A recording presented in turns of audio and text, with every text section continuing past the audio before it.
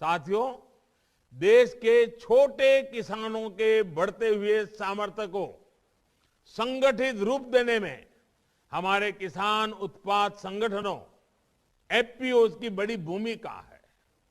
जो छोटा किसान पहले अलग थलग रहता था, उसके पास अब एफपीओ के रूप में 5 बड़ी शक्तियां हैं। पहली शक्ति है बेहतर बार्गेनिंग, यानी कि मोलभाव की शक्ति। आप सब जानते हैं कि जब आप अकेले खेती करते हैं तो क्या होता है, आप बीज से लेकर खाद तक सब खरीदते तो फुटकर में हैं, लेकिन बेचते थोक में हैं। इससे लागत ज्यादा बढ़ती है और मुनाफा कम होता है। लेकिन एफपीओ के जरिए ये अब तस्वीर बदल रही है। एफपीओ के माध्यम से अब खेती के लिए जरूरी चीजें किसान थोक में खरीदते हैं और रिटेल में बेचते हैं। एफपीओ से जो दूसरी शक्ति किसानों को मिली है वो है बड़े स्तर पर व्यापार की।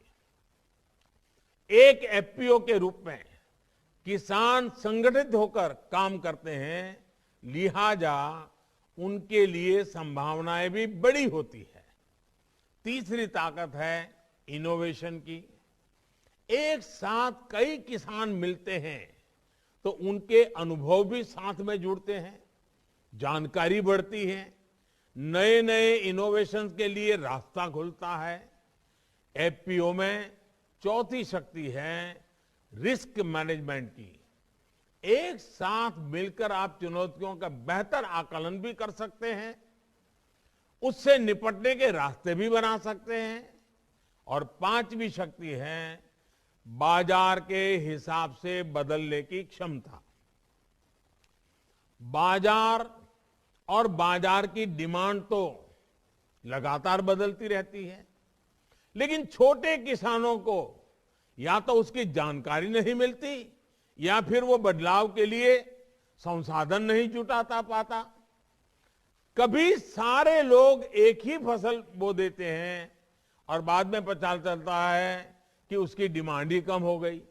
लेकिन एफपीओ में आप न केवल बाजार के हिसाब से तैयार रहते हैं, बल्कि खुद बाजार में नए उत्पाद के लिए डिमांड पैदा करने की ताकत भी रखते हैं।